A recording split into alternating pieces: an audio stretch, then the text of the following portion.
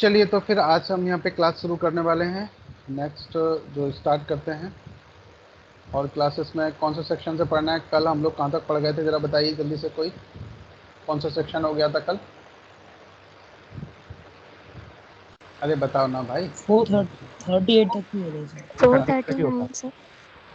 हाँ, 438 तक आप पढ़ चुके थे, 436 से। और आज हम यहाँ पर आगे नेक्स्ट कंटिन्यू करेंगे 439 से। ठीक है गाइस, ज़रा ध्यान दीजिए। और बीच में आप लोग थोड़ा सा डिस्टर्बेंस ना कीजिएगा। किसी को कोई परेशानी हो तो चुपचाप जा करके चुपचाप से आप एंट्री कर सकते हैं ना। आप लोग अलाउ हैं, कभी भी जा करके लौट कर आ सकते हैं। जैसे क्लास में हम लोग स्टडी करते हैं ना, पीछे से गए और पीछे से शांति से आगे बैठ गए, नो डिस्टर्बेंस। ऐसा नहीं मुझे ही गायब कर दो क्लास से, है ना। गायब कर दोगे तो फिर वीडियो देखने को नहीं मिलेंगे आप लोगों को। मुझे कुछ नहीं है। ओके चलो आगे कंटिन्यू करते हैं गाइस। चलिए सेक्शन 439 पर जरा ध्यान दीजिए। जमानत के बारे में उच्च न्यायालय या सेशन न्यायालय की विशेष शक्तियाँ। तो विशेष शक्तियाँ कौन सी हैं, जरा ध्यान दीजिएगा। सब क्लोज आप फर्स्ट से पढ़ रहे हैं, कौन सा सेक्शन पढ़ रहे हैं? 439 का सब क्लोज फर्स्ट। इस पर जरा ध्यान देंगे। उच्च न्यायालय या फिर सेशन न्यायालय, दो न्यायालयों की बात की गई। या तो ये उच्च न्यायालय है या फिर सेशन न्यायालय। यह निर्देश दे सकता है कि कौन कौन सा निर्देश है, का नंबर में देखिए। किसी ऐसे व्यक्ति को जिस पर किसी अपराध का अभियोग है, कोई भी व्यक्ति है उस पर कोई अपराध का अभियोग चलाया जा रहा है और जो अभिरक्षा में है, जमानत पर छोड़ दिया जाए। और यदि अपराध धारा 437 की उपधारा 3 में विनिर्दिष्ट प्रकार का है तो वह ऐसी कोई शर्त जिसे वह उस अपराध में वर्णित प्रयोजनों के लिए आवश्यक समझे अधिरोपित कर सकता है। अब यह सवाल आता है कि जो हम लोगों ने पढ़ा हुआ था सेक्शन 437 का सब क्लोज 3 में क्या दिया हुआ है, जल्दी से ज़रा देखिएगा, मैं आपको दिखा रहा हूँ। सेक्शन 437 का सब क्लोज 3 ये रहा। देखो ये जस्ट अभी हम लोगों ने पढ़ा भी था थोड़ी देर पहले। देखिए जरा यहाँ पर क्या कहा गया।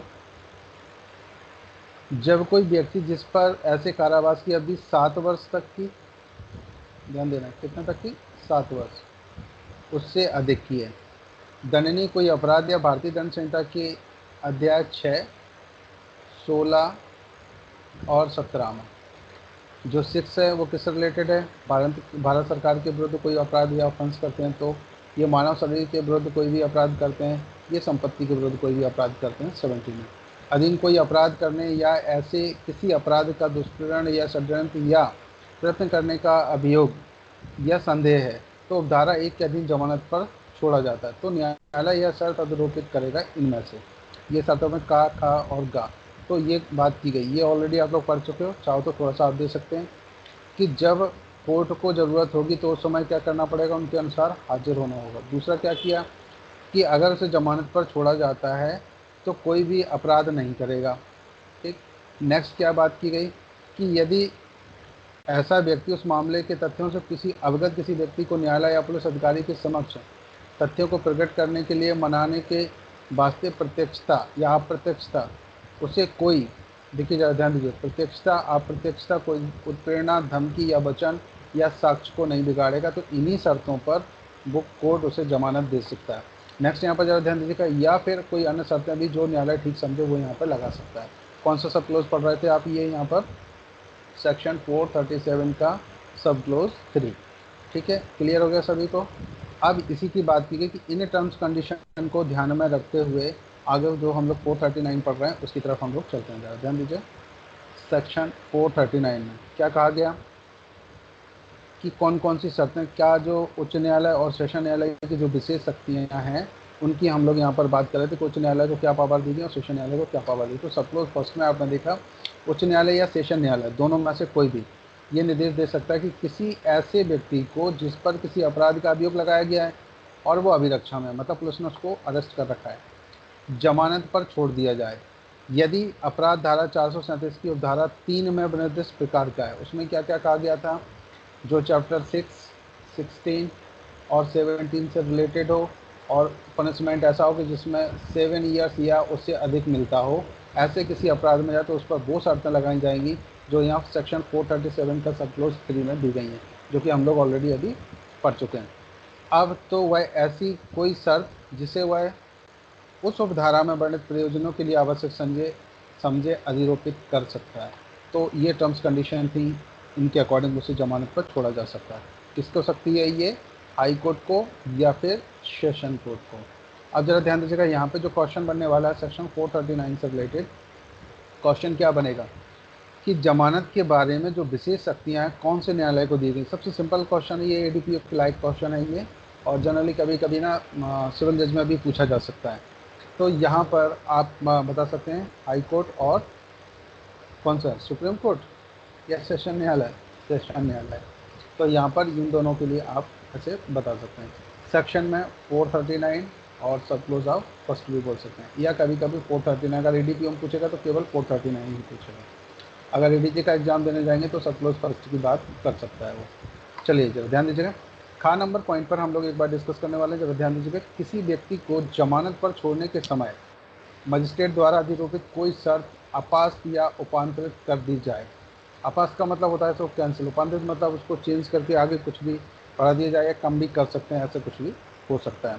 परंतु में ज़रा ध्यान दीजिएगा, परंतु उच्च न्यायालय या सेशन न्यायालय किसी ऐसे व्यक्ति की जो ऐसे अपराध का अभियुक्त है जो अनन्यता सेशन न्यायालय द्वारा विचारणीय है, कोई भी अपराध किया हुआ उसने अभियुक्त है और वो अपराध सेशन न्यायालय के द्वारा विचारण किया जा सकता है, या जो यद्यपि इस प्रकार विचारणीय नहीं है, आजीवन कारावास से दंडनीय है, जमानत लेने के पूर्व जमानत के लिए आवेदन की सूचना किसको देनी पड़ेगी? लोक अभियोजक को। जरा यहाँ ध्यान रखें, उस दशा की सिवाय देगा जब उसकी ऐसे कारणों से जो लेखबद्ध किए जाएं या राय है कि ऐसी सूचना देना साध्य नहीं है। जनरली तो ऐसी इन्फॉर्मेशन दी जाएगी, और अगर आवश्यक ना हो तो यहाँ पर वो ऐसे कारण लिख सकता है कि अब लोक अभियोजक को क्यों इन्फॉर्मेशन ना दी जाए, तो वो ना दे करके आगे विचारण कर सकता है और उसे जमानत दे सकता है। ठीक, यहाँ पे ये बात समझ में आई क्या? परंतु वाले किसको है यहाँ पर? उच्च न्यायालय को और सेशन न्यायालय को ये शक्तियाँ हैं कि वो किसी भी व्यक्ति को जमानत पर छोड़ सकता है, चाहे वो उच्च न्यायालय या सेशन न्यायालय के द्वारा कोई भी ट्रायल कर रहा हो। लेकिन उस कंडीशन में उसे लोक अभियोजक को भी इंफॉर्मेशन देनी होती है कि इस व्यक्ति को जमानत पर छोड़ा जा रहा है, क्या कोई ऑब्जेक्शन है क्या? अगर वो बोलता है कि ऑब्जेक्शन नहीं है तो उसे जमानत पर छोड़ा जा सकता है। ठीक, अगर वो चुप भी रहते हैं जनरली तो भी इनको जमानत पर छोड़ दिया जाता है। अगर कोई पर्याप्त कारण है जिसकी वजह से लोक अभियोजक को बिना सुने भी वो न्यायालय जमानत पर जमानत दे सकता है, तो न्यायालय ऐसा काम कर सकता है। कहाँ पर लिखा हुआ है ये आप पढ़ेंगे 439 का परंतु की बात कर रहे हैं। 439 में परंतुक में लिखा हुआ है। कौन सा परंतुक है?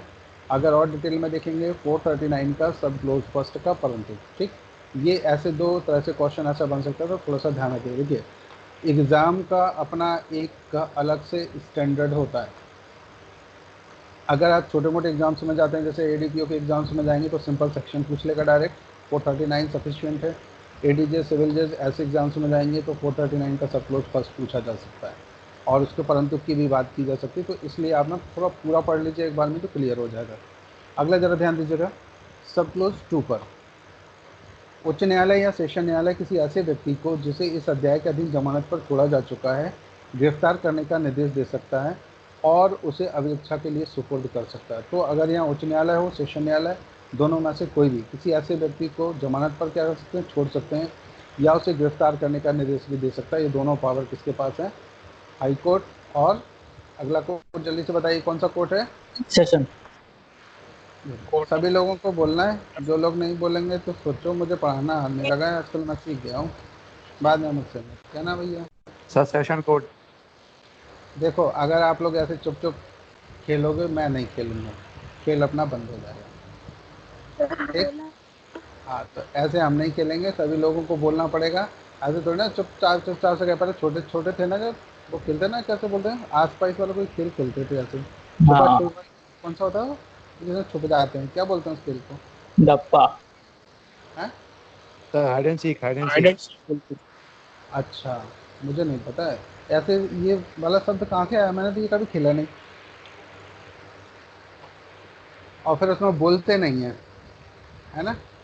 ऐसी वाला खेल है ना। चलो खैर कोई बात नहीं, अपन लोग यहाँ खेल लेते हैं सीआरपीसी के साथ में, लेकिन बोलना ज़रूरी है, नहीं तो दोबारा से दाम देना पड़ेगा। दाम बोलते हैं ना उसको, क्या बोलते हैं, है ना? दोबारा से जाते हैं ना दाम देने, जी वही है। सर। अच्छा चलिए यार ध्यान दीजिए, सेक्शन 440 की तरफ एक बार ध्यान देते हैं हम लोग।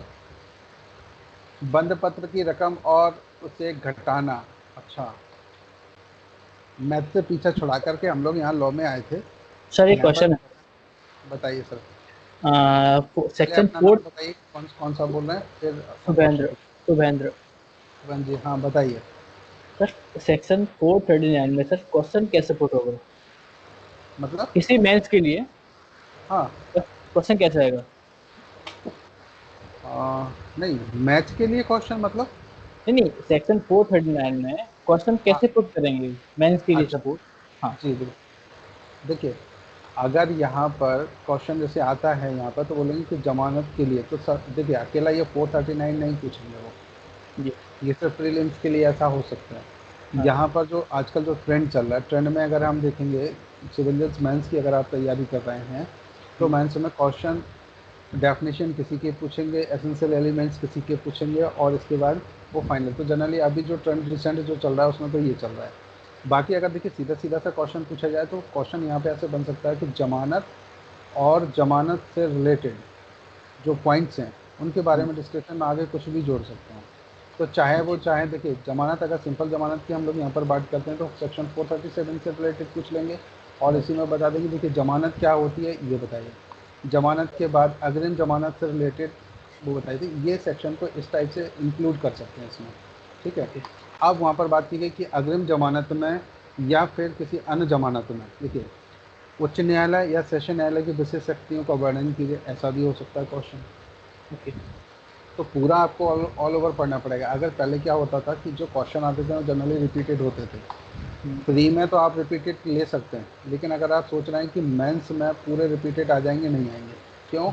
क्योंकि जमानत के बारे में पूछेंगे, वहाँ पर उन्होंने अगर ये अग्रिम जमानत से रिलेटेड पूछा है तो, और नहीं पूछा होगा तो यहाँ पर ये भी पूछ सकते हैं कि जमानत से रिलेटेड उच्च न्यायालय या सेशन न्यायालय की शक्तियाँ बताइए, ये ऐसा इंक्लूड किया जा सकता है क्वेश्चन।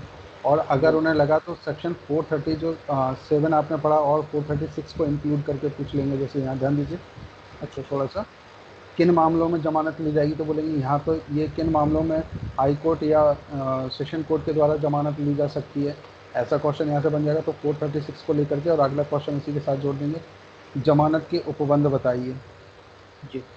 है ना, उसमें धारा 437 ऐसे, या फिर इसमें अग्रिम जमानत जोड़ देंगे। तो ये जो आपको ना पूरा चैप्टर ही कंप्लीट करना पड़ेगा। अब वो मिक्सअप पहले रहेगा जैसा, पूरा। हाँ, आप पहले जैसा ट्रेंड नहीं रहा। अगर आप चाहें तो पिछले 4 साल के क्वेश्चन पेपर आप उठा के देखिए, तो अब पैटर्न थोड़ा सा चेंज हुआ। अगर आप 2012 और 13 में अगर एक बार जाएं, देखिए हम्म, 2012 13 और इससे बैक में जाएं अगर, तो बैक जी। में आपको रिपीटेड क्वेश्चन सीधे सीधे मिल जाते थे। उसने जमानत पूछा तो जमानत से रिलेटेड एक सेक्शन से ही बात कर लेंगे, वो ठीक है। उसी के एसेंशियल एलिमेंट्स पूछ लेंगे। लेकिन अब क्या है, आप पैटर्न थोड़ा सा चेंज कर जी। दिए हैं, तो आपको पूरी स्टडी करनी पड़ेगी। अब आप ये सोचिए शॉर्टकट अपना के सिविल निकल जाए तो मुश्किल है, अब नहीं निकले, शॉर्टकट पे थैंक छोड़ दीजिए। चलिए, जब हम इसको मेंस के लिए पढ़ाएंगे तो आपको और डिटेल में इसको बताएंगे, है ना। अभी हम यू। लोग थोड़ा सा प्री के लिए और इसके लिए थोड़ा सा देख लेते हैं। ठीक है। हाँ, मगर क्वेश्चन लिखने की आपको स्पीड आनी चाहिए। देखिए, क्वेश्चन जितने भी मेंस में आएंगे, एक भी क्वेश्चन ऐसा नहीं होगा जो आपको ना आता हो। ओके। जब आप पेपर देखेंगे ना, तो आपको बड़ा अच्छा खुशी फील होगी, अरे इतना अच्छा पेपर बनाया। लेकिन वास्तविकता ये होगी, डेफिनेशन किसी की पूछी, एसेंशियल एलिमेंट्स किसी के पूछे गए, डिस्क्रिप्शन किसी और का पूछा गया, किस लो हाउ से रिलेटेड उन्होंने मिक्सअप कर दिया। तो जिसको डीपली नॉलेज होगी वही व्यक्ति इसको सॉल्व कर पाएगा, है ना अच्छा। सर। तो जी सर। ये एक पैटर्न है, थोड़े से अपने को स्टडी तो अपने को ध्यान देना पड़ेगा कि देखिए पहले के परसेंटेज में अगर आप देखें, हम्म, 45, 50 और 60 वाले स्टूडेंट्स पार्टिसिपेशन कर रहे थे। हम्म। अब क्या हो गया, 65, 75, 85 और आप चलो तो 90 एवर। रियलिटी यही है। नहीं देखिए मेरा। परसेंटेज अगर आप यहाँ देखें, तो हम्म, जितने भी NLU हैं वहाँ की मार्कशीट उठा करके देख लीजिए, और जितने भी कोर्सेज जो प्रोफेशनल कोर्स चल रहे हैं उनमें आप उठा करके देख लीजिए, ये सारी चीज़ें आपको वहाँ पे मिल जाएंगी। तो मेरा ऐसा मानना है कि इंटेलिजेंसी तो बढ़ी हुई है। हम्म, तो इंटेलिजेंसी के आधार पर क्वेश्चन का चुनाव होता है। तो हम लोग ये फिक्स नहीं कर सकते कि ये भाई पूछेगा ये नहीं पूछेगा, पर पढ़ के पूरा जाए। अगर देखिए एग्ज़ाम निकलना, और अगर आप ये सोचें कि अपने पास टाइम है, एक आध साल नहीं होगा तो कोई बात नहीं, तो वो लोग रिस्क ले सकते हैं, कोई दिक्कत नहीं। ठीक है चलिए सर। ज़रा ध्यान दीजिएगा, सेक्शन 440 पर ज़रा देखिएगा।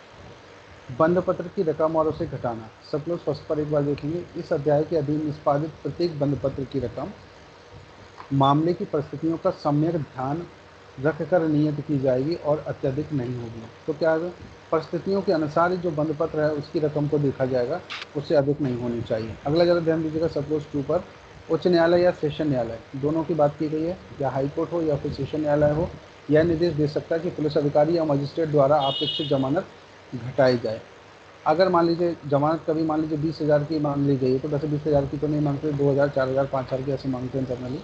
और 20,000 तक वैसे जो अभी प्रेजेंट में ट्रेंड देखेंगे तो 10,000 रुपये तक की जो जमानत है 5 से स्टार्ट होगी, 5,000, 10,000। अगर सीजे फर्स्ट पर जाएंगे तो 5,000 रुपये में जमानत हो जाती है, इतनी की गारंटी देते हैं।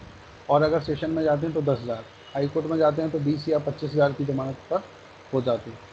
पर फिर भी वो केस के ऊपर डिपेंड करता है कि केस कैसे। चोरी मोरी के छोटे मोटे केसेस हैं तो इन ऐसी राशि पर जमानत हो सकती है। अब जहाँ पर बात की जा रही थी कि बॉन्ड भरने को हो, तो बॉन्ड में भी ऐसी है कि 5,000 रुपये का बॉन्ड भर दीजिए, 500 रुपये से स्टार्ट होता है, 1,000, 2,000, 5,000 रुपये ऐसे बॉन्ड भी भराए जाते हैं।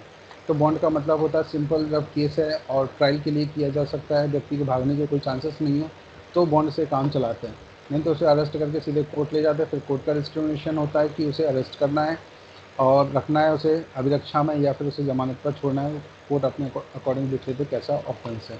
तो यहाँ पे ज़रा ध्यान दीजिए, हम यहाँ पे क्या पढ़ने वाले हैं, बंद पत्र की रकम और उसे घटाना। तो घटाने के लिए कौन यहाँ पे, यहाँ पे एक क्वेश्चन बन रहा है, जरा ध्यान दीजिएगा कि उच्च न्यायालय या सेशन न्यायालय यह निर्देश दे सकता है कि पुलिस अधिकारी हो या फिर मजिस्ट्रेट द्वारा अपेक्षित जो जमानत की राशि है वो घटाई जाए। कौन सा सेक्शन पढ़ रहे हैं, 440 का सब क्लोज 2। कौन कौन दे सकता है, हाई कोर्ट और सेशन कोर्ट। यहाँ पर ये प्रीलिम्स के लिए क्वेश्चन यहाँ पर बन रहा है, इसको आप लोग देख लीजिएगा। सेक्शन 440। अगला जरा ध्यान दीजिएगा, नेक्स्ट सेक्शन 441 की तरफ हम आपको लेके चल रहे हैं। जरा देखिएगा क्या हुआ है, अभियुक्त और प्रतिभुओं का बंद पत्र। अभियुक्त और प्रतिभुओं का जो बंद पत्र है, बंद पत्र का मतलब बॉन्ड से लेते हैं। बॉन्ड को हिंदी में हम और जनरली जो बोलचाल की भाषा है उसमें क्या बोलते हैं, आप ही लोग बताएंगे क्या बोलते हैं, जल्दी से बता दो भैया, सभी लोगों को बताना है। मुचल बंद पत्र, बिल्कुल। और चल कोई, का बिल्कुल सही, सही बोल रहे हैं। चलिए ज़रा ध्यान दीजिए, मतलब याद है, किसी व्यक्ति के जमानत पर छोड़े जाने या अपने बंद पत्र पर छोड़े जाने के पूर्व उस व्यक्ति द्वारा और जब वह जमानत पर छोड़ा जाता है तब एक या अधिक पर्याप्त प्रतिभुओं द्वारा इतनी धनराशि के लिए जितनी यथास्थिति पुलिस अधिकारी या न्यायालय पर्याप्त समझे, इस शर्त का बंद पत्र निष्पादित किया जाएगा कि ऐसी बंद पत्र ऐसा व्यक्ति बंद पत्र में वर्णित समय और स्थान पर हाजिर होगा और जब तक यथास्थिति पुलिस अधिकारी या न्यायालय द्वारा अन्यथा निर्देश नहीं दिया जाता है, इस प्रकार बराबर हाजिर होता रहेगा। तो कितनी धनराशि की बात की गई यहाँ पर, ज़रा ध्यान दीजिएगा। सेक्शन 441 आप लोग पढ़ रहे हो, इस पर ज़रा ध्यान दीजिए। क्या पुलिस अधिकारी जमानत की राशि यानी बॉन्ड की राशि डिसाइड कर सकता है? सेक्शन 441 में जरा ध्यान देना। अभियुक्त और प्रतिभुओं का बंद पत्र। अभियुक्त वो जिसने अपराध किया है, प्रतिभु कौन, जिसने गारंटी सिक्योरिटी दी है, जो जमानत देने वाला है उसकी।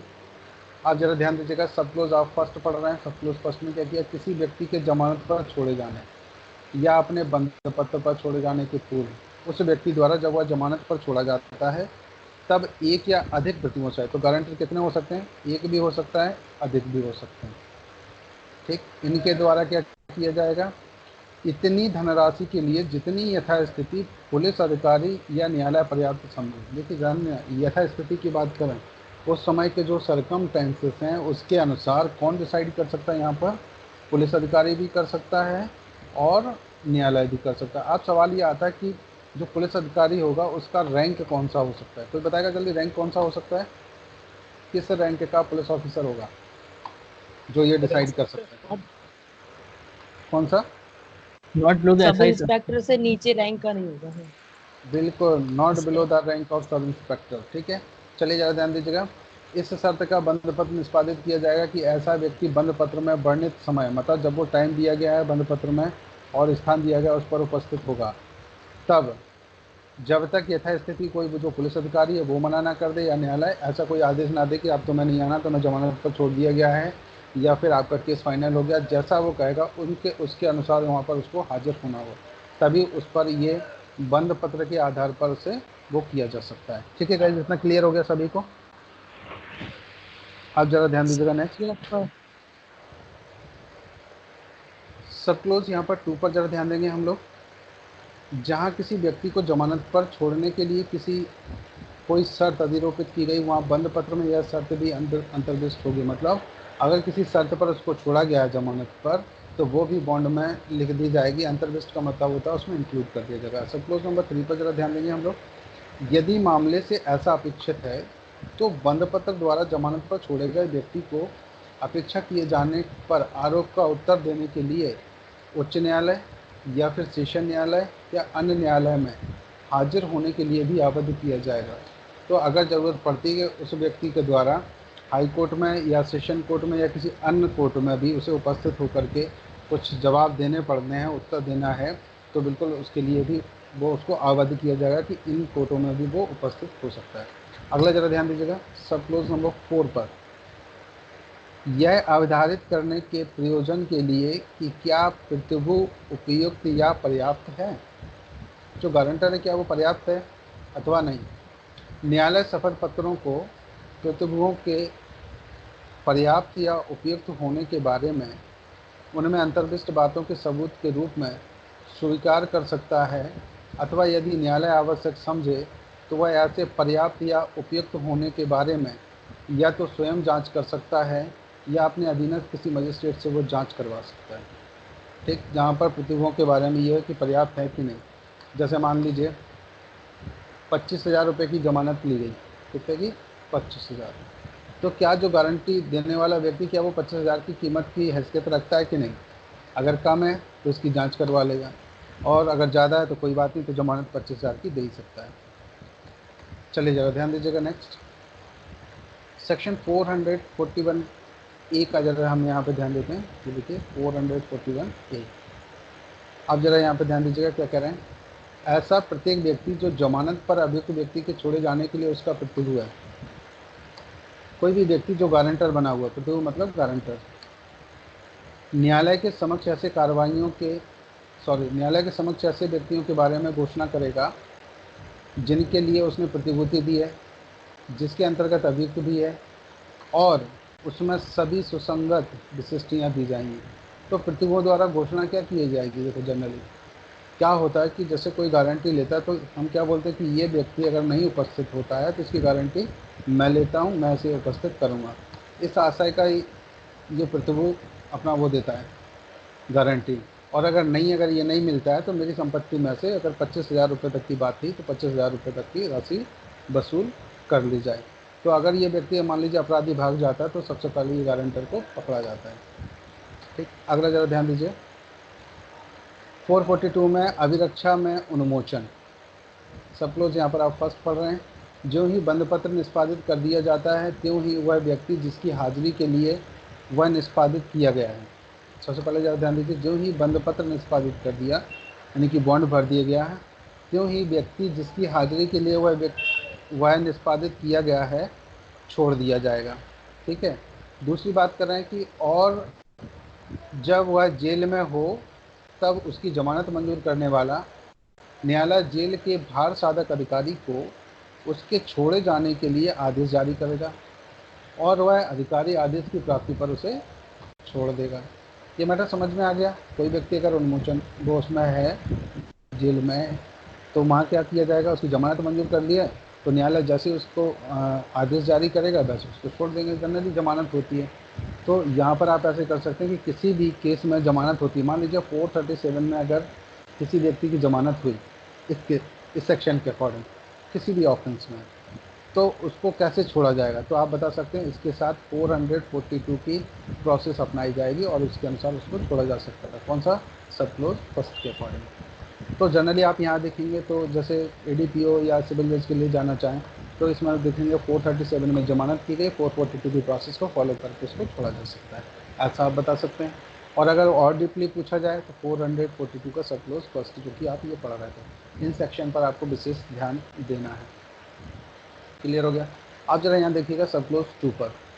इस धारा की या धारा 436 या 437 कि कोई भी बात किसी ऐसे व्यक्ति के छोड़े जाने की अपेक्षा करने वाली ना समझी जाएगी जो ऐसी बात के लिए निरुद्ध किए जाने का भागी है, जो उस बात से भिन्न है जिसके बारे में बंद पत्र निष्पादित किया गया है। देखो यहाँ पे क्या कहा है इन्होंने सब क्लोज 2 में, इस धारा की कोई भी बात, धारा कौन सी, सेक्शन 442 आप पढ़ रहे हैं।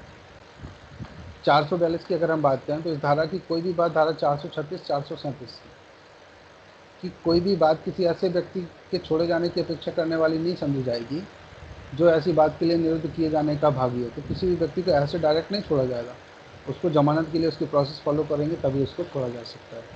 नेक्स्ट ज़रा ध्यान दीजिएगा सेक्शन 443 में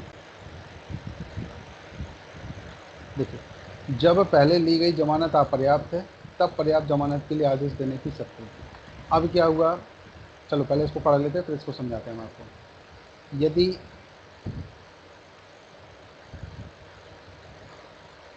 यदि भूल या कपट के कारण या अन्यथा अपर्याप्त प्रतिभूत स्वीकार कर लिए गए हैं अथवा यदि वे बाद में अपर्याप्त हो जाते हैं तो न्यायालय यह निर्देश देते हुए गिरफ्तारी का वारंट जारी कर सकता है कि जमानत पर छोड़े गए व्यक्ति को उसके समक्ष लाया जाए और उसे पर्याप्त प्रतिभूत देने का आदेश दे सकता है और उसके ऐसा करने में असफल रहने पर उसे जेल में सुपुर्द कर सकता है। देखो ये सेक्शन 443 थोड़ा सा इम्पोर्टेंट है, प्रैक्टिकली इम्पोर्टेंट है, एग्जाम में आए या ना आए, लेकिन ये इंटरव्यू में ऐसे पूछा जा सकता है कि जैसे मान लीजिए कोई व्यक्ति जो जमानत पर है और पहले उससे कहा गया कि भाई 20,000 रुपये की ज़मानत आपको देनी है, तो उसने कोई भी चीज़ जो एफडी थी या कोई भी ऐसी चीज़ें थी जो कोई किसी खेत की कॉपी वगैरह थी जिसकी कीमत 20,000 रुपये तक हो, 20,000 रुपये से अधिक होनी चाहिए, तो ऐसा मान लीजिए इसकी ज़मानत दी उसने। अब क्या हुआ, कई जगह तो देखा आपने गाड़ियों की भी ज़मानत लग जाती है, गाड़ियों की जो आरसी होती है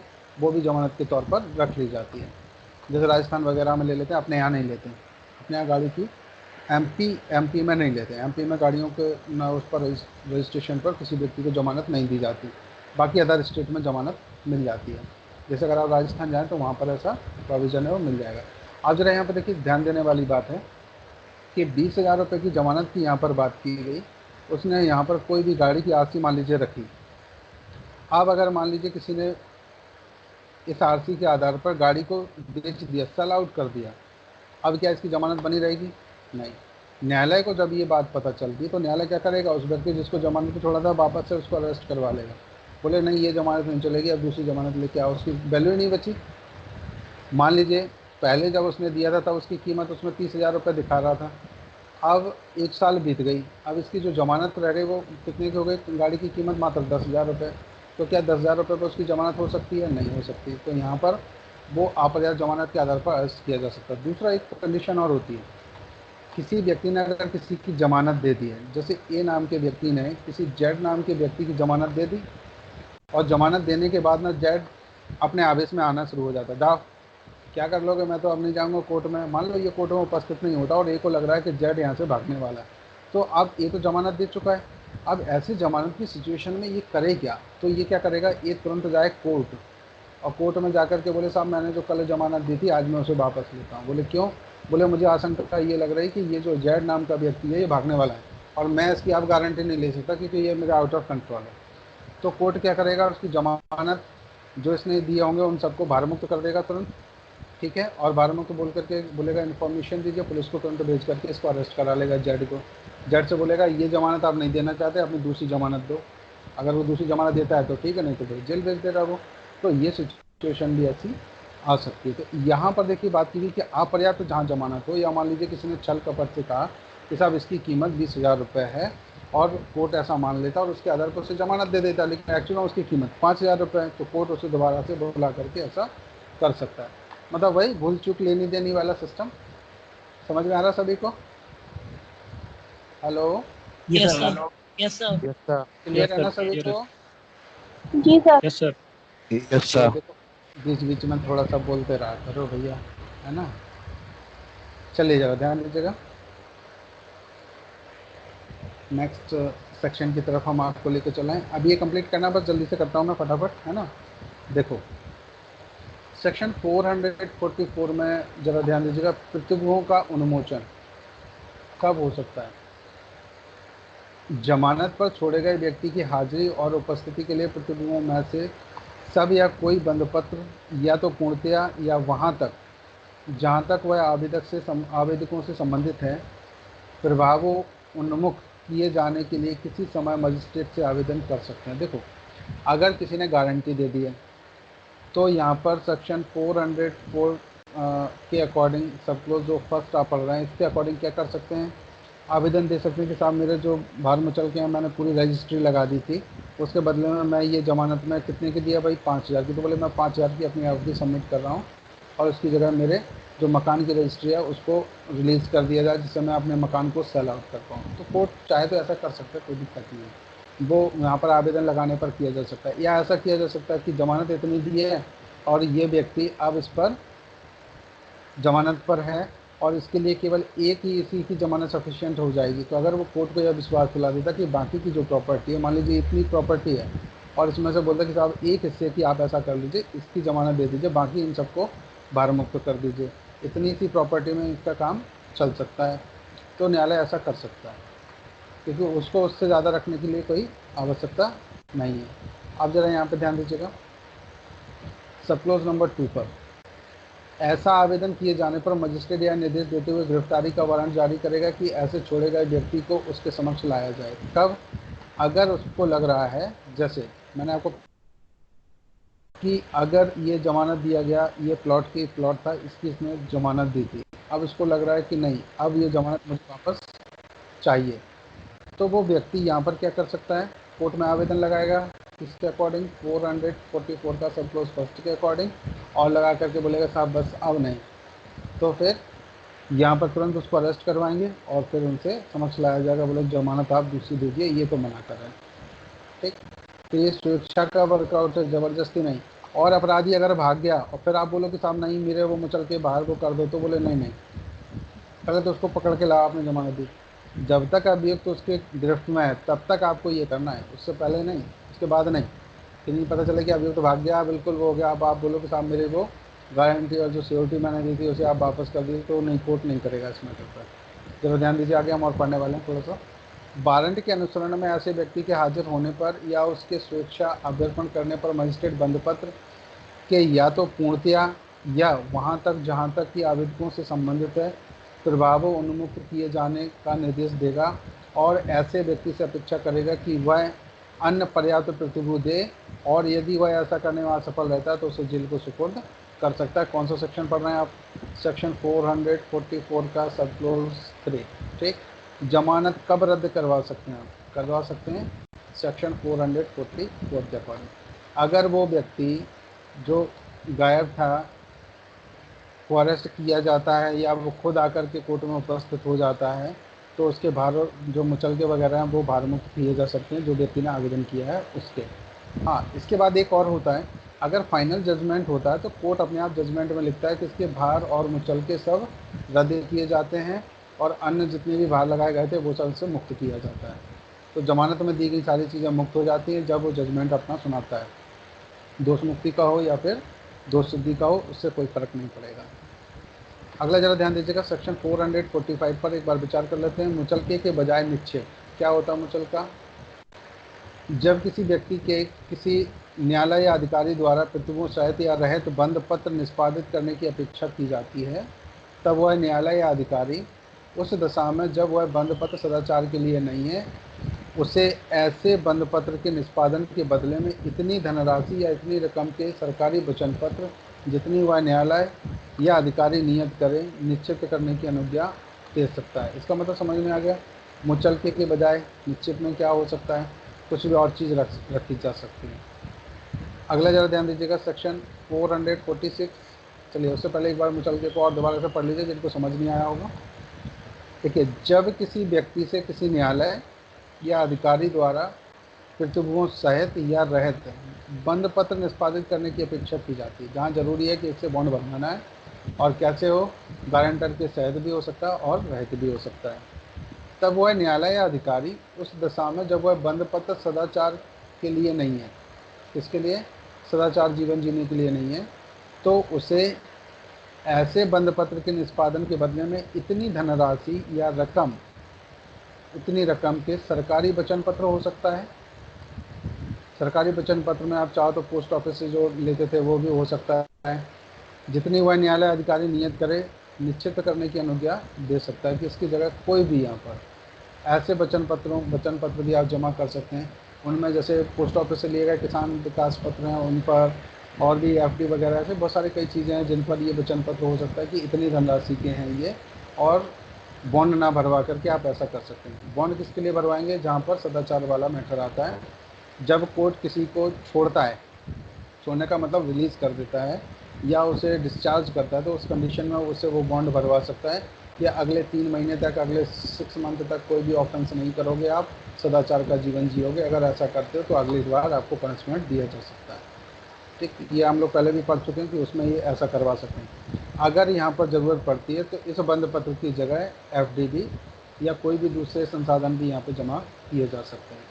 सवाल ये आता है कि क्या किसी व्यक्ति से जो बॉन्ड भरवाना हो, बॉन्ड की जगह कुछ और चीज़ों की ज़मानत दी जा सकती है? तो बिल्कुल यहाँ पर दी जा सकती है अगर कोर्ट इस पर अनुज्ञा दे तो। अब जरा ध्यान दीजिएगा 446 में प्रक्रिया जब बंद पत्र समाप्त कर लिया जाता है, ये बहुत इम्पोर्टेंट है। तो मैंने आपको थोड़ा सा पढ़ाया हुआ था कि किसी ने अगर बॉन्ड भरवाया और वो व्यक्ति गायब हो गया, कोर्ट की डेट पर नहीं जा रहा है, तो ये समाप्त हो गया। अब क्या होगा आगे देखें ज़रा, यहाँ पर क्या है, ये हम लोग कल पढ़ चुके थे, इसको दोबारा से एक बार देख लीजिए, क्लियर हो जाएगा। सभी लोग लाइन पर है ना गाइस? जी सर। Yes sir. सभी को आवाज़ क्लियर है ना? समझ में आ रहा है ना सभी को? Yes sir. ठीक है। कंचन मैडम समझ में आ रहा है? कल तो आप थे नहीं, गायब हो गए थे। नहीं समझ में कोई बात नहीं, चलिए जरा ध्यान दीजिएगा। नेक्स्ट 446 को हम लोग एक बार ध्यान देते हैं। सप्लोज फर्स्ट, जहाँ इस संहिता के अधीन कोई बंद पत्र किसी न्यायालय के समक्ष हाजिर होने या संपत्ति पेश करने के लिए कोई भी बॉन्ड का भरवाया गया है बंद पत्र कि आप न्यायालय में उपस्थित होंगे या कोई संपत्ति है उसे पेश करना होगा आपको इस कंडीशन के लिए, और उस न्यायालय या किसी ऐसे न्यायालय को जिसे तत्पश्चात मामला अंतरित किया गया है समाधानप्रद रूप में यह साबित कर दिया जाता है कि बंद पत्र समाप्त हो गया है। अगर ये फिर पता लग जाता है कि आप जो बंद पत्र है वो समाप्त हो चुका है तो उस कंडीशन में क्या होगा, देखिए ज़रा ध्यान दीजिए। अथवा जहाँ इस संहिता के अधीन किसी अन्य बंद पत्र की बाबत उस न्यायालय को जिसके द्वारा बंद पत्र लिया गया था या ऐसे किसी न्यायालय को जिसके तत्पश्चात मामला अंतरित किया गया है या प्रथम वर्ग मजिस्ट्रेट के किसी न्यायालय को समाधानप्रद रूप में यह साबित कर दिया जाता है कि बंद पत्र समाप्त हो चुका है।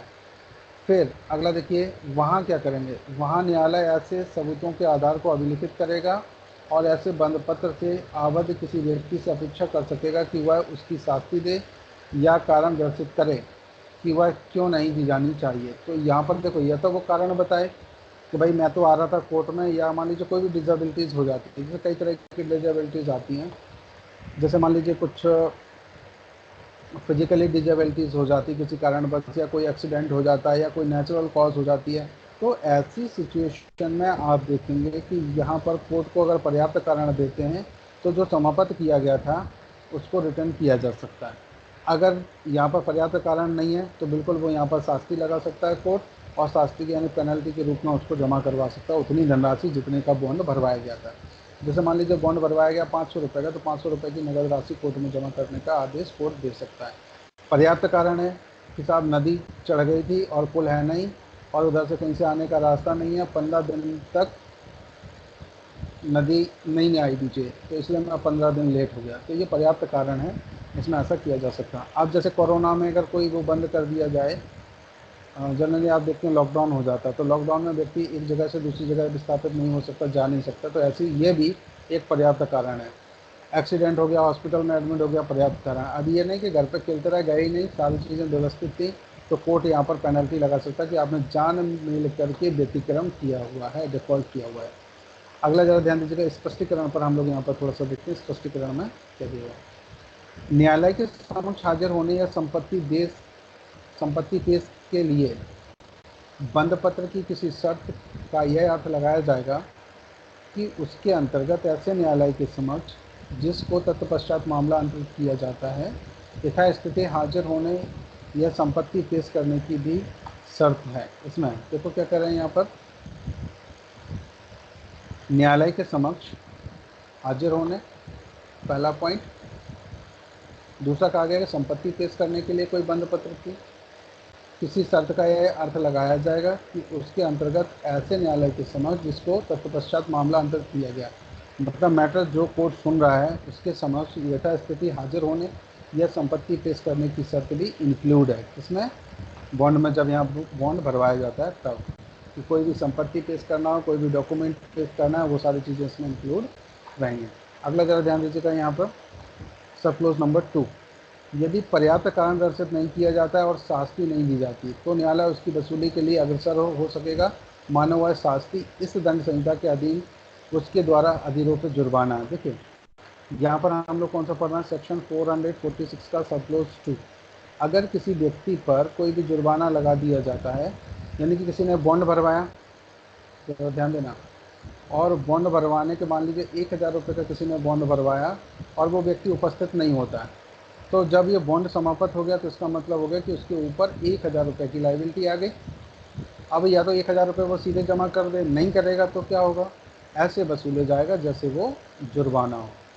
ठीक, कहाँ लिखा है, सेक्शन 446 का सब क्लोज 2 में। आप ज़रा ध्यान दीजिएगा, बात कर रहे हैं कि परंतु जहाँ ऐसी शास्ति नहीं दी जाती है, मान लो ये शास्ति भी 1000 रुपये ऐसा मान लीजिए कि वो जमा नहीं कर रहा है, तो क्या होगा। तो देखिए यहाँ परंतु में क्या लिखा है, और वह पूर्वोक्त रूप में वसूल नहीं की जा सकती, मतलब ऊपर दी गई इस अनुसार नहीं वसूल की जा सकती। वहाँ प्रतिभू के रूप में इस प्रकार आबद्ध व्यक्ति उस न्यायालय के आदेश से जो शास्ति की वसूली का आदेश करता है सिविल कारागार में, जिसकी अवधि कितनी होगी, 6 मास तक की हो सकेगी, दंडनीय हो सकता है। ठीक, अगर ये 1000 रुपये जमा नहीं किए, इतने का बॉन्ड था, तो 6 महीने तक की मैक्सिमम पनिशमेंट हो सकता है। इसमें से कितना भी दे सकता है, 1 महीने के भी दे सकते हैं या 2 दिन की भी दे सकते हैं, ये न्यायालय के ऊपर डिपेंड करता है कि कितना पनिशमेंट देना है। तो पहली चीज़ तो ये हो गई कि अगर बॉन्ड समाप्त हो जाता है, कोर्ट टीचर हो जाता है, तो उस कंडीशन में उसमें जितनी धनराशि थी वो ऐसे वसूल की जाएगी जैसे जुर्माना है। या तो पर्याप्त कारण दे दो, कोर्ट ने मान लिया तो कोई बात नहीं, और नहीं है तो जुर्माना। और फिर भी अगर वो ऐसे नहीं दे पाता है तो प्रतिभू को कितने महीने तक की सज़ा हो सकती है, 6 महीने तक की। एक क्लियर है, कहाँ लिखा है, सेक्शन 446 का सब क्लोज 2 का भी परंतु। ठीक, इस पर थोड़ा सा ऐसे ध्यान रख लीजिए। तीसरा जरा ध्यान दीजिए, आप जो लोग जनरली जमानत वाले जल्दी चले जाते हैं ना, कोई भी आता जमानत देने के लिए, तो उसको आप बता सकते हैं अगर ऐसा हुआ तो 6 महीने की सज़ा तुम्हें भी हो सकती है अगर ये अपराधी भागा तो। और दूसरा, तुम्हारी संपत्ति से इतने पैसे वसूले जा सकते हैं, भले ही वो कुर्की करके वसूले जाएँ तो बिल्कुल कर सकते हैं कुर्की के द्वारा। देखिए सब क्लोज 3 में, न्यायालय ऐसा करने के अपने कारणों को लिखबद्ध करने के पश्चात उल्लिखित शास्ति के किसी प्रभाग या परिहार और केवल भाग्य संदाय का परिवर्तन कर सकता है। तो न्यायालय चाहे तो अपने कारण लिखबद्ध करेगा, शास्ति के किसी प्रभाग या परिहार, मतलब उसके भाग को वसूलने के लिए, उसे माफ़ करने के लिए कोर्ट ऐसी कार्रवाई कर सकता है अपने अकॉर्डिंग जैसा उसको ठीक लगता है। अगर ज़रूरत पड़ रही है तो वसूल कर भी सकता है, और वो कह भी सकता है चलो कोई बात नहीं, तो मैं माफ़ कर दिया, नेक्स्ट टाइम ज़रा ध्यान रखिएगा। अब आपको डेली कोर्ट में उपस्थित होना है जब जब डेट लगे। ज़रा ध्यान दीजिएगा 4th नंबर पॉइंट में, जहाँ बंधपत्र के लिए कोई प्रतिभू बंधपत्र समापन होने के पूर्व मर जाता है। देखिए कोई गारंटर था और समापन होने के पूर्व मर जाता है, समापन नहीं हो पाया बॉन्ड का और उसकी डेथ हो गई, किसकी, गारंटर की, जिसने गारंटी दी थी। वहाँ उसकी संपदा बंधपत्र के बारे में सारे दायित्व से उन्मोचित हो जाएगी। हाँ, अगर समाप्त हो गया हो फिर उसकी डेथ हो जाए तो ऐसी सिचुएशन में तो वसूल कर लेंगे, और अगर समापन नहीं हुआ था तो फिर बिल्कुल उसकी सब सारी चीज़ें उन्मोचित हो जाएंगी, जैसे उसने कोर्ट में जाकर के गवाही दे दी हो कि साहब नहीं, मैं आप जमानत नहीं दे सकता। कहाँ पर बात की गई थी ये, सेक्शन 442 में कि 443 में, 6 में सर, 6 में क्यों, 446। अरे इधर देखो ना, क्यों 6 में, 446। अगर यहाँ पर किसी ने गारंटी दी मान लो जेड नाम का व्यक्ति अपराधी आपके पास आता है, साहब मेरी जमानत दे दो, आप ए हैं, तो आप अगर उसको जमानत आपने दे दी, अब क्या होगा, अब आपको लग रहा है कि जेड भागने वाला है, तो आप क्या करोगे, तुरंत कोर्ट जाओगे, अपना एप्लीकेशन लगाओगे, नहीं तो मैं जमानत नहीं दे पाऊंगा, फाइज कर दीजिए, तो कोर्ट क्या करेगा, तुरंत उसे अरेस्ट करवा लेगा। तो आप यहाँ पर पढ़ रहे हैं जैसे सेक्शन 441 का सब क्लोज फर्स्ट के अकॉर्डिंग आपने मना कर दिया यहाँ जाके इस सेक्शन के अकॉर्डिंग। अब क्या हुआ, यहाँ पर सेक्शन 444 का सब क्लोज 2 के अकॉर्डिंग कोर्ट उसे अरेस्ट करवा लेगा, और 3 के अकॉर्डिंग क्या कर लेगा, उसे फिर से बोलेगा चलो जमानत दो अपनी, और नहीं दे रहे हो तो फिर हम उसे क्या कर देंगे, जेल को सुपुर्द कर देगा। ये इतना समय करता है बस, ठीक है। अब यहाँ पर बात कर रहे हैं कि ये कंडीशन 444 के अकॉर्डिंग। अब यहाँ पर हम जो 446 पढ़ रहे हैं इसमें ये बात कर रहा है कि अगर कोई व्यक्ति, जरा ध्यान देना यहाँ पर, ये सेक्शन आप पढ़ रहे हैं 446 का सब क्लोज 4, अगर इसके अकॉर्डिंग ऐसा है कि जहाँ बंद पत्र के लिए कोई प्रतिभू बंद पत्र का समापन होने के पूर्व मर जाता है, तो क्या होगा यहाँ पर, तो फिर ऐसा होगा कि उसके सारे दायित्व उन्मोचित हो जाएंगे, जैसे कि सेक्शन 444 के सब क्लोज फर्स्ट के अकॉर्डिंग उसने एप्लीकेशन दे दी हो। ठीक, आप ज़रा ध्यान दीजिए सब क्लोज नंबर 5 पर, जहाँ कोई व्यक्ति जिसने धारा 106, 117 और 360 के अधीन प्रतिभूति दी है, किसी ऐसे अपराध के लिए दोष सिद्ध किया जाता है जिसे करना उसके बंदपत्र की या उसके बंदपत्र के बदले में सेक्शन 448 के अधीन निष्पादित बंदपत्र की शर्तों का भंग होता है, तो फिर वहाँ न्यायालय के निर्णय कि जिसके द्वारा वह ऐसे अपराध के लिए दोष सिद्ध किया गया था, प्रमाणित प्रतिलिपि उसके प्रतिभू या प्रतिभुओं के विरुद्ध इस धारा के अधीन सब कार्रवाइयों में साक्ष्य के रूप में उपयोग में लाई जा सकती है, और यदि ऐसी प्रमाणित प्रतिलिपि इस प्रकार उपयोग में लाई जाती है तो जब तक प्रतिकूल साबित नहीं कर दिया जाता तब तक न्यायालय अवधारणा करेगा कि ऐसा अपराध उसके द्वारा किया गया था। तो यहाँ पर जो सेक्शन 106 और 117 या 360 के अकॉर्डिंग या 448 के अकॉर्डिंग कहीं पर भी कोई भी बंद पत्र वगैरह उसमें भरे हुए हैं, उनकी सर्टिफाइड कॉपी यहाँ पर कोर्ट में कहीं पर भी यूज़ की जा सकती है, जब तक उनको ना साबित ना कर दिया जाए तब तक कोर्ट ऐसा मान लिया जाएगा कि उसके द्वारा ऐसा अपराध किया गया था। सेक्शन 446 का 1, आप लोग यहाँ पर हो कि चले गए? Yes sir. यही सर। यहीं पर है सर। Yes sir. खत्म होने वाला है, तो इसको कंप्लीट करके छोड़ेंगे हम लोग, है ना। थोड़ा सा बस लाइन पर बने रहिए, आपको जल्दी से कंप्लीट करते हैं। जहाँ समझ में नहीं आया इनको एक बार जरूर स्टडी कर लीजिएगा, नहीं आया तो फिर आप दूसरे दिन से पूछ सकते हैं, ठीक है। ज़रा ध्यान दीजिएगा सब क्लोज 446 का ए, बंद पत्र और जमानत पत्र का रद्दकरण। जो बंद पत्र हैं, जमानत पत्र हैं, क्या उनको रद्द किया जा सकता है, तो देखिए जरा ध्यान दीजिएगा सेक्शन 446 के उपबंधों पर प्रतिकूल प्रभाव डाले बिना, जो इससे पहले जो सेक्शन आपने पढ़ा था, जहाँ इस संहिता के अधीन कोई बंद पत्र किसी मामले में हाजिर होने के लिए है, उपस्थित होने के लिए है, और उसकी किसी शर्त के भंग होने के कारण उसका समापन हो जाता है, कोई शर्त भंग कर दी उसके कारण उसका समापन हो जाए, तो क्या होगा, देखिए ज़रा ध्यान दीजिएगा। ऐसे व्यक्ति द्वारा निष्पादित बंद पत्र उस मामले में उसके प्रतिभुओं द्वारा निष्पादित एक या अधिक बंद पत्र भी यदि कोई हो रद्द हो जाएंगे।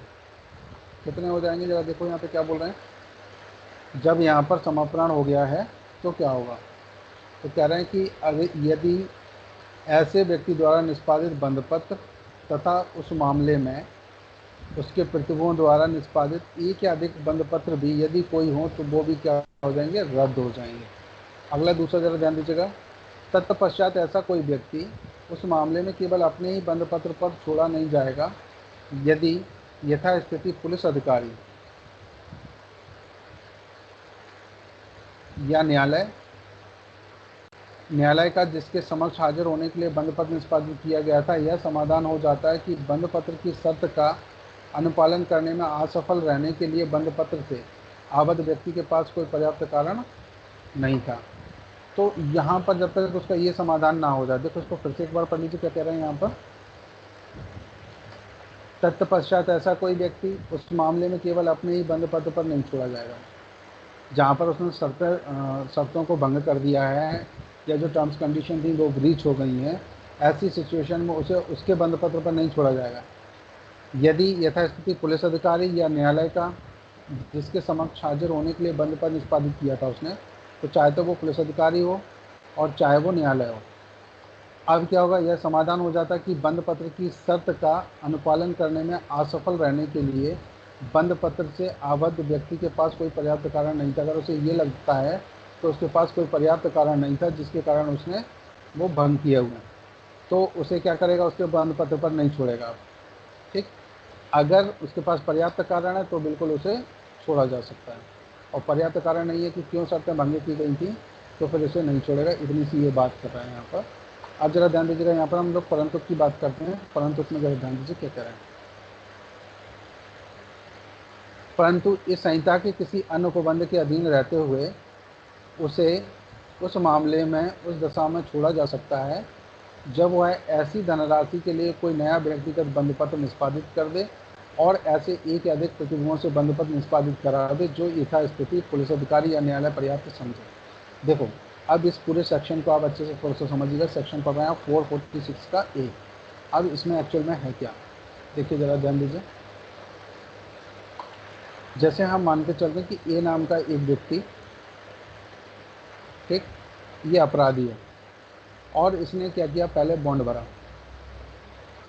जितने भी राशि का भरा हो, जैसे 1000 रुपये का इसने बॉन्ड भर दिया, और किसके सामने इसने बॉन्ड भरा हो, या तो ये कोई भी पुलिस अधिकारी का हो या फिर कोई भी कोर्ट हो सकता है, ठीक, किसी न्यायालय में भी हो सकता है।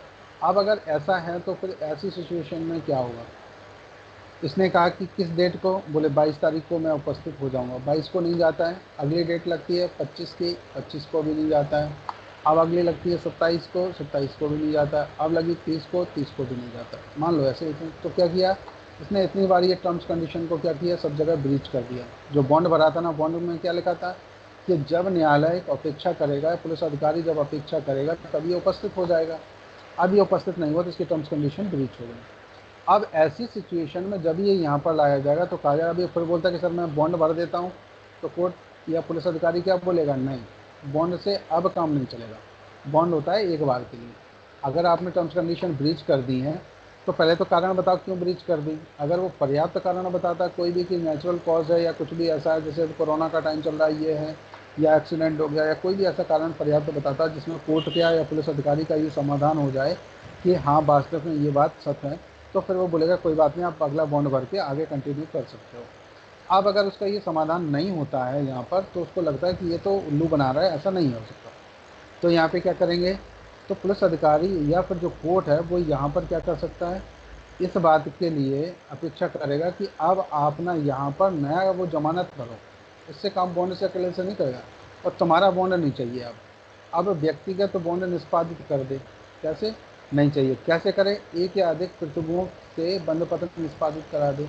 तो बोले आप गारंटर लाओ कोई जो तुम्हारी जमानत दे, तो जमानत गिरी लाओगे तभी हम यहाँ पर करेंगे। तो यहाँ पर जो प्रतिभूओं के सहित बंद पत्र को अगर निष्पादित करा दे तब हम मानेंगे, अब नहीं मानेंगे, ठीक, ऐसा ये कर सकता है।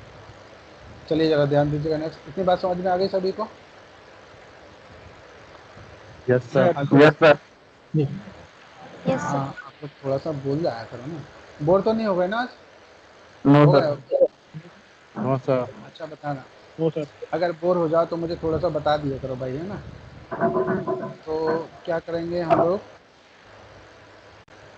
अच्छा आज आप लोग, कल प्रियंका मैडम ने पहले बताया था, प्रियंका मैडम तो गायब हो गई, चलो कोई बात नहीं, कैसे पूछा जाए किसी से नहीं। अच्छा आप लोग एक बात बताओ, जब बोरियत हो जाए तो क्या करना चाहिए? बोर का मतलब ऐसा होता क्या है? ज्यादा सेक्शंस पढ़ लेते हैं तब सर लगता है कि हाँ अब समझ नहीं आ रहा, 10-15 के समथिंग, 8-10 तक तो सर अच्छा, क्लियर रहता है। अच्छा ज़्यादा सेक्शन पढ़ लेते हैं तब ऐसा लगता है, कैसा लगता है? मतलब सर थोड़ा कोई, समझ नहीं आता, कम आने लगता है सर।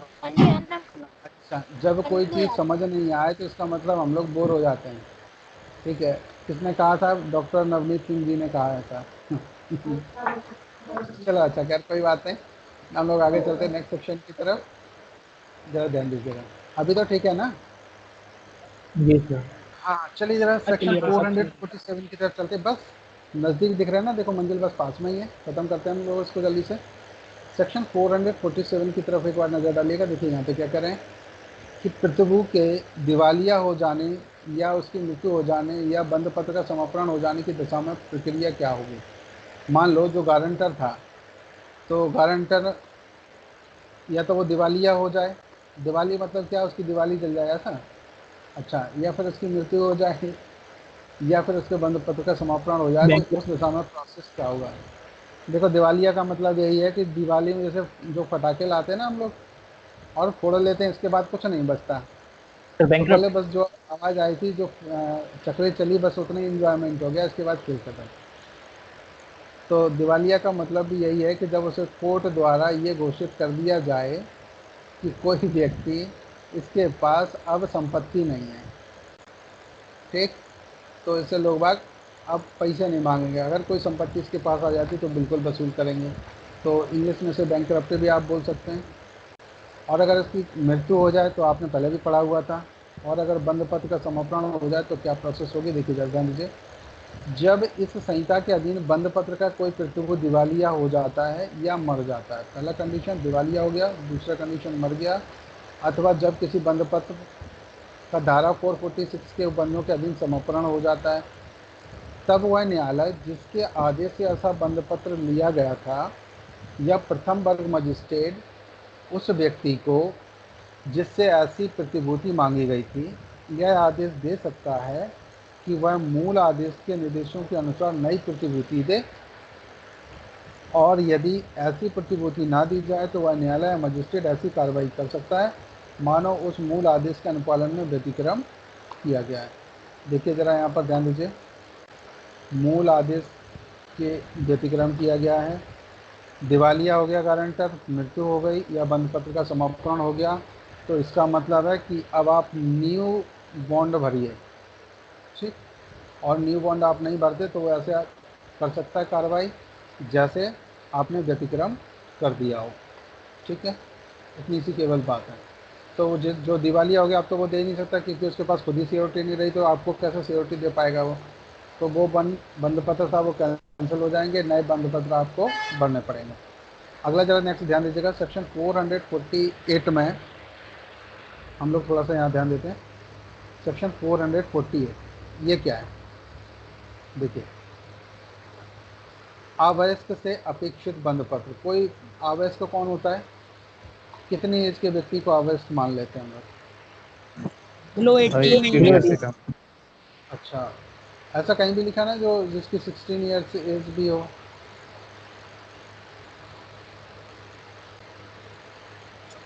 वाले केसेस में था सर, किशोर वाले में था।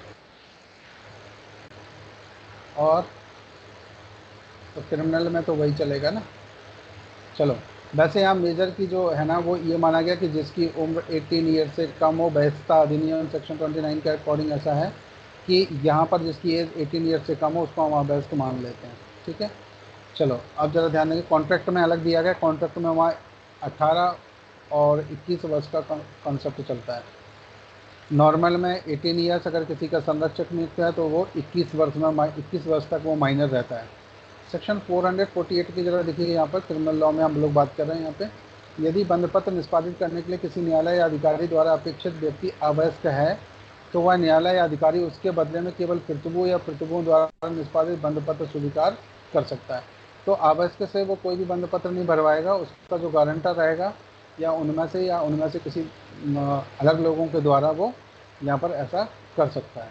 अगला जरा ध्यान दीजिएगा, सेक्शन 449 में धारा 446 के अधीन आदेशों से अपील।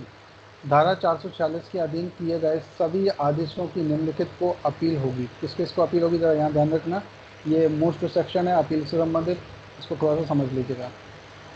किसी मजिस्ट्रेट द्वारा किए गए आदेश की दशा में सेशन न्यायाधीश नॉर्मल होती है।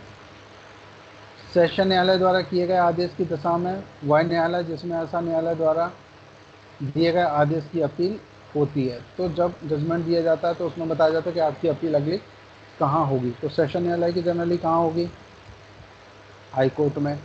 तो यहाँ हाई कोर्ट हो सकता है, या किसी और न्यायालय में भी ऐसा हो सकता है जिसकी जहाँ अपील होती है, अगर अलग से कोई प्रोविजंस कर दिए जाएँ तो वहाँ पर होगी। कौन सा सेक्शन पढ़ रहे हैं आप, सेक्शन 449, ठीक। अब अगला जरा एक और सेक्शन देख लीजिए, बस थोड़ा सा छोटा सा सेक्शन है, नन्ना सा प्यारा सा आखिरी बचा हुआ है ना। जब ये ऐसा आखिरी आ जाता ना तो ऐसा नहीं लगता हम लोग जीत गए हों। नहीं ये पार हो गई। अच्छा चलिए ज़रा ध्यान दीजिएगा थोड़ा सा। सेक्शन 450 आप पढ़ रहे हैं। अरे ऐसा नहीं खेलेंगे भाई, ये क्या है? मतलब कुछ मुचलकों पर दे रकम का उद्ग्रहण करने का निर्देश देने की शक्ति दे देना। कुछ मुचलके हैं उस पर जो दे रकम है उसका उद्ग्रहण कर लिया जाता है। उच्च न्यायालय या फिर सेशन न्यायालय किसी मजिस्ट्रेट को निर्देश दे सकता है कि वह उस रकम को उद्धृत करे जो ऐसे उच्च न्यायालय या सेशन न्यायालय में हाजिर और उपस्थित होने के लिए किसी बंद पत्र पर दे है। तो ऐसे रकम के लिए वो उसे माफ़ कर सकता है और बोल सकता है कि इस रकम को माफ़ कर दिया जाए। तो कौन कर सकता है? यहाँ पर दो न्यायालय दिए गए, उच्च न्यायालय और सेशन न्यायालय। ठीक, ये थे आपके सेक्शन 450 तक के। अब इसमें किसी को कुछ क्वेश्चन पूछना हो तो प्लीज़ बताइए। कल हम लोग जो पढ़ेंगे ये चैप्टर 34 संपत्ति का बयान पढ़ेंगे यहाँ पर, जो कि सेक्शन 451 से लेकर के 459 तक डिफाइन किए गए हैं। इसका शॉर्ट व्यू मैंने ऑलरेडी आपको ऑनलाइन डाल दिया है, यूट्यूब पर आप देख सकते हैं, और मैंने कल आप लोगों को शेयर भी किया है। 451 से लेकर के 459 तक शॉर्ट में इसको सेक्शन में क्या क्या दिया है ये आपको मिल जाएगा। बाकी हम लोग डिटेल कल इसमें यहाँ पर पढ़ेंगे। चलिए गाइस, तो किसी को कुछ क्वेश्चन पूछना हो तो प्लीज़ बताइए जल्दी से। पूछना है किसी को? No sir. समझ आया सभी को? थोड़ा सा घर पे भी स्टडी कीजिएगा। हाँ, हो सकता है कुछ चीज़ें क्लियर अभी आपको लग रहा है कि सब कुछ समझ आ गया, बाद में आपको ऐसा लगे कुछ चीज़ समझ नहीं आए तो आप मुझे बता करके फिर हम उससे दूसरे दिन रिवीजन में कभी ले लेंगे तो उसको कंप्लीट करा देंगे, या फिर कल ही हम इसको डिस्कस कर सकते हैं। सो गाइस, हम लोग मिलते हैं नेक्स्ट क्लास में, तब तक के लिए ओके, बाय बाय।